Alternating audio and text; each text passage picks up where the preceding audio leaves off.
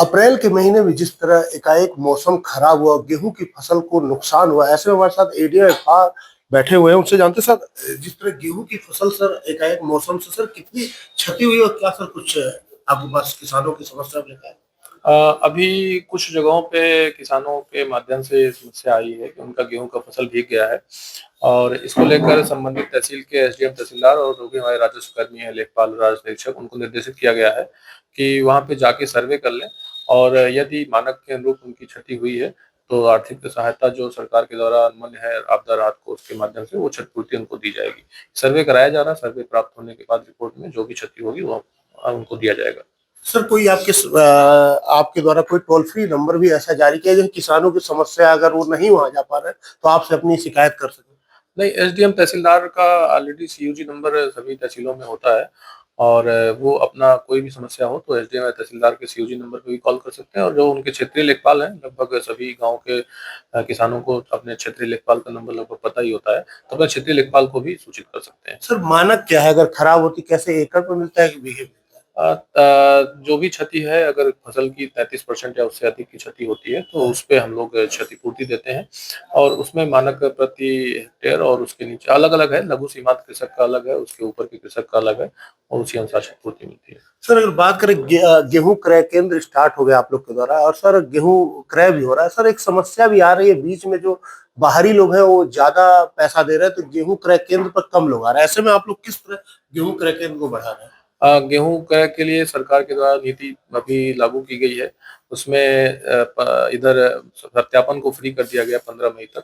तो किसी भी किसान के द्वारा जो भी उनकी फसल उत्पादकता हुई है उसमें सत्यापन के वजह से अनावश्यक उनको परेशान ना होना पड़े, तो उसके लिए सरकार ने फ्री कर रखा है और वो अपनी खतौनी इत्यादि लगा के अपने फसल को विक्रय कर सकते हैं हमारे सरकारी क्रय केंद्र पर। सरकारी क्रय केंद्र पर 2,425 रुपए का प्रति क्विंटल का रेट है और इसमें अभी जो सरकार ने एक ये भी पॉलिसी लागू की है कि जो हमारे केंद्र प्रभारी हैं वो किसान के दरवाजे से यानी और किसान के खेत से भी गेहूँ उठा सकते हैं। तो ऐसी स्थिति में यदि किसान को केंद्र तक अपना गेहूँ लाने में कोई समस्या है तो संबंधित केंद्र प्रभारी के माध्यम से उस गेहूँ को अपने घर से भी विक्रय कर सकते हैं।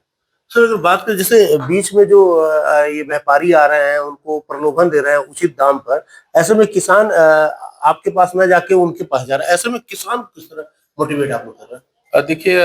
जो हमारी तरफ से गेहूँ खरीद होगा उसका एक मानक रेट फिक्स है कि 2425 रुपए हम देंगे। तो उसमें कहीं किसी प्रकार की कोई कटौती या किसी प्रकार का कोई नुकसान नहीं होना है और 48 घंटे के अंदर हमें सीधे उसके खाते में पेमेंट करना है, किसी बिचौलिए को बीच में इन्वॉल्व नहीं होना है। तो इसलिए उनका पेमेंट भी सुरक्षित है और उनका फसल का जो उचित मूल्य है वो भी सुरक्षित है। तो ऐसी स्थिति में किसानों से अनुरोध करूँगा कि वो सरकारी क्रय केंद्र पर ही गेहूँ का विक्रय करें ताकि उनका गेहूँ का जो उचित मूल्य है वो समय से उनके पास प्राप्त हो। क्योंकि ऐसी स्थिति कभी-कभी देखी जाती है कि जो व्यापारी इत्यादि वर्ग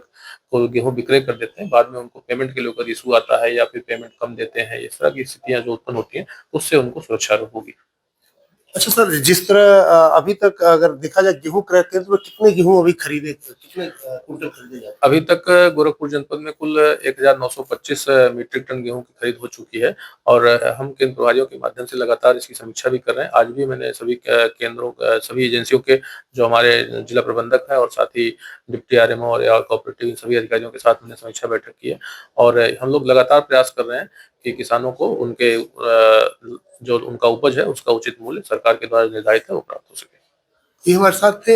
एडीएम उत्पाद को साफ साफ कर रहा है, जो किसानों का मूल्य है गेहूं के जो दाम तय किए गए उनके पूरे मूल्य 1 से 2 दिन के उनके अकाउंट में जाएगा और सभी किसान अगर गेहूं अगर बेच रहे हैं तो आके इनके जो समिति बनाई गई वहां पर गेहूं क्रय कर सकते हैं। अजीत सिंह, न्यूज़ 24 गोरखपुर।